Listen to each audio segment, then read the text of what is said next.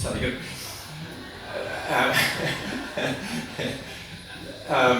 And my days were filled with committee meetings, reports to write, and even worse, reports to read, written by my colleagues.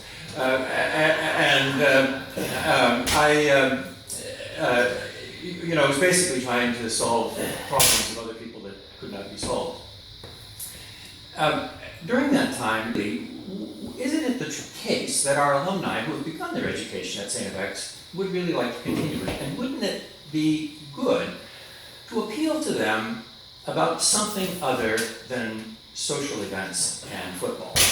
So we came up with the idea of what I later called Classics for Classics. So classics, classical texts for our alumni who are their own classics, and such is the nature of my fertile wit, ladies and gentlemen. So about Platonism and Augustine, a English prof talked about utopian literature, and a classicist talking about the Homeric background. So this is the kind of thing that we do.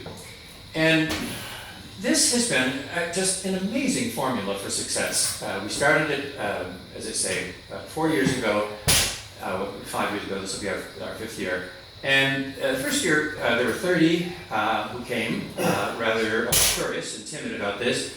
Each year it's grown. Last year we had 43. And if he make to you this afternoon is that the real reason for the success is none of the above. I firmly believe that the real reason for the success of this little program is the great teachers themselves, the classic texts. The texts that over many generations have proven themselves to take their readers in a compelling way to the fundamental questions of human existence. What kind of a life are we trying to lead? What do we think about this world? How should we live our lives? How should we order our relations with one another?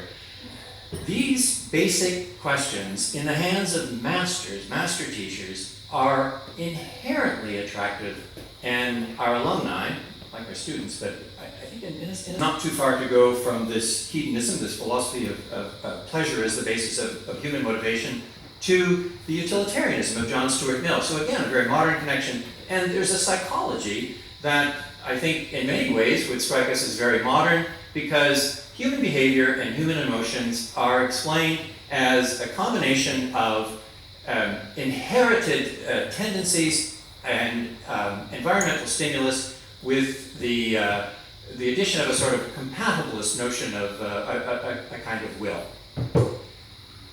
All of this is driven to a purpose.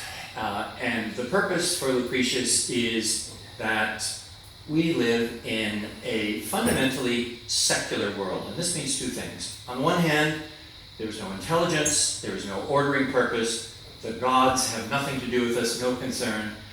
They failed more and more, and it got to the point where he didn't know his own kids who came in to see him. And his personality changed, and his ability to take care of himself was completely gone. And if you could make a list of all the things that could ever happen to you, the very last thing on your list, the very bottom of the list, the thing you want the least, is Alzheimer's disease. Because when you lose your memory, you lose everything. You lose everyone who ever mattered to you. And if you could look into the brain of a person who's got this disease, what you see is between the brain cells are these unusual looking structures. Beta amyloid protein comes out of the cells and it accumulates in these little sort of stayed mentally clear and who developed dementia. And the first thing they keyed in on was something that I knew about as a kid growing up in Fargo, North Dakota. My mom had 5 kids. We would run down to the kitchen to the smell of bacon. And my mom would take a fork and she'd stick it into the frying pan and pull the hot bacon strips out and put them on a paper towel to cool down.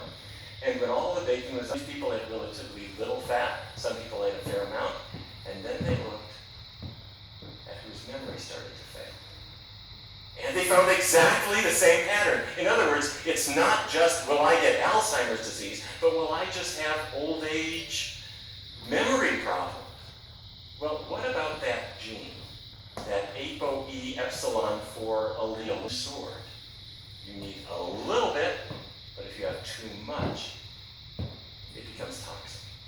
Vitamins. Vitamin manufacturers put in vitamin A and the B vitamins and vitamin C and vitamin D, and then they throw in iron and copper, thinking, well, you need these, not recognizing you're already getting enough in foods, and if they added, but they said, what about color?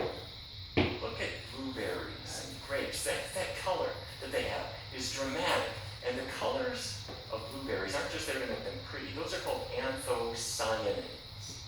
They brought in a group of individuals into a research study.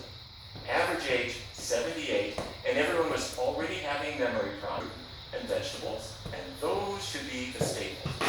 Well, we gave this to the USDA in 2009, and we didn't hear back from them. So, in 2011, we sued the federal government. The Physicians Committee filed a lawsuit against the USDA simply to compel response. And did you see what the US government came out with in 2011? I'm not taking any credit for this, but this is now US government policy to go back in time.